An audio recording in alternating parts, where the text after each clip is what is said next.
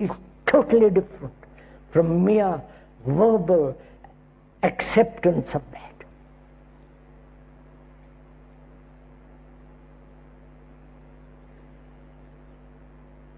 When one realizes that you are the rest of mankind, you have a tremendous energy. You are broken through the narrow groove of individuality, the narrow circle of me and you, they and we. And we are going to examine together this very, very complex consciousness of man. Not the European man, not the Asiatic man, or the Middle East man, but this extraordinary movement that has been going on for millions of years as conscious movement in time.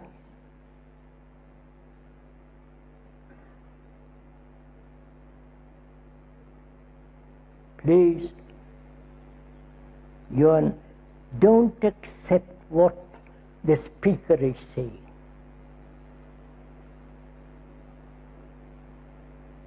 And then it'll have no meaning. But if you begin to doubt, you begin to question, be skeptical, to inquire, not hold on to your own particular belief, faith, experience, or the accumulated knowledge that you have been given, or that you have, and reduce it all some kind of petty little me. If you do that, you will not. If one may point out very respectfully, you are not facing the tremendous issue that is facing man.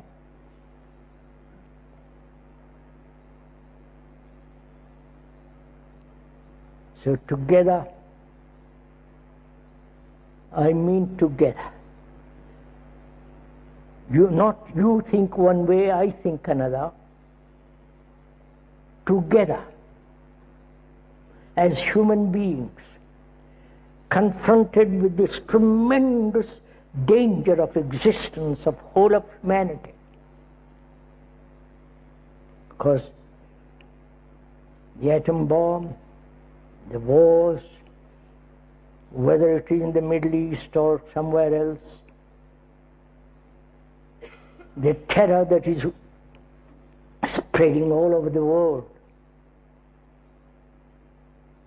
the kidnapping, the killing, the brutality of it all.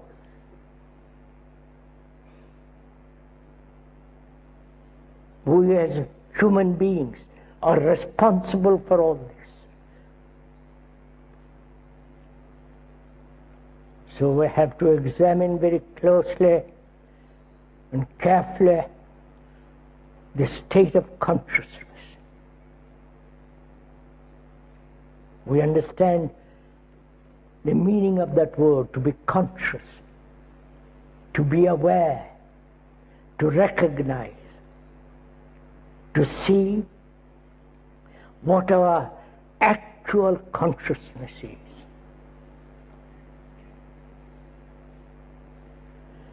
First, thought and all the things that thought has made, put together, is part of our consciousness. The culture in which we live, the aesthetic values, the economic pressures, the national inheritance, If you are a surgeon, a carpenter, specialize in a particular profession, that group consciousness is part of your consciousness. Right? You understand what we are saying? Are we making it difficult? We are not scholars. At least the speaker is not. We are dealing with human existence with all its complexities.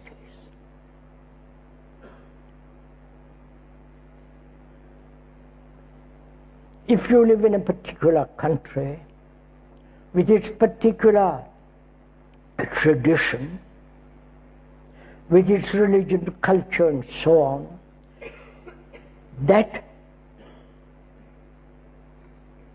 particular form has become part of your consciousness, the group consciousness, right?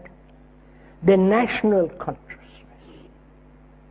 the particular professional consciousness. This is again of facts.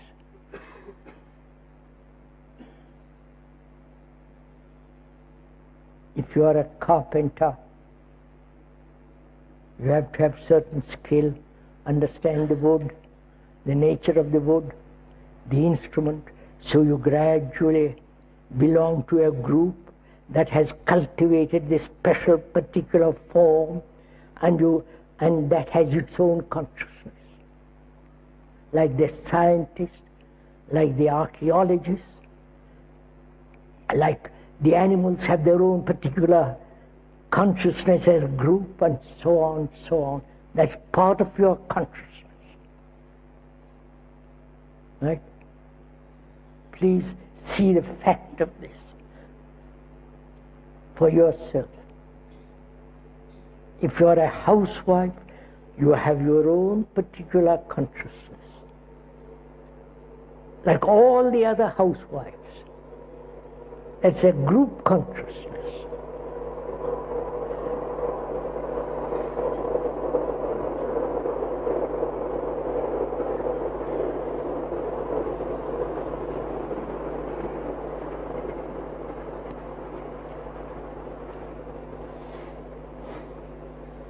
Permissiveness has spread throughout the world. It began in the West, far West, and has spread right through the world. That is a group conscious movement. Right? See the significance of it.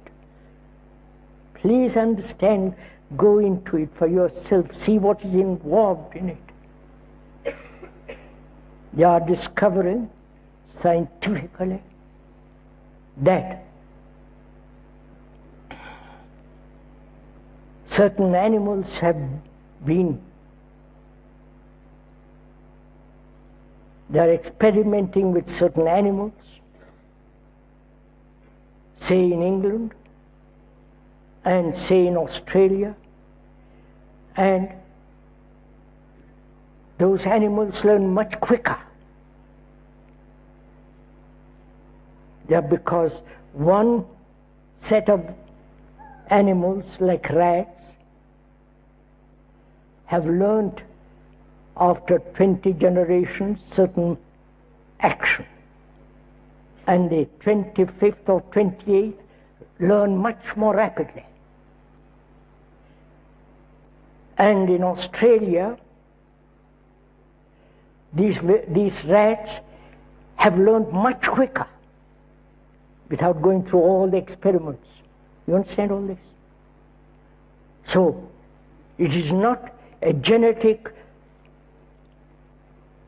transformation, genetically evolving, but there is a group consciousness that is operating. You understand this? I hope you understand this.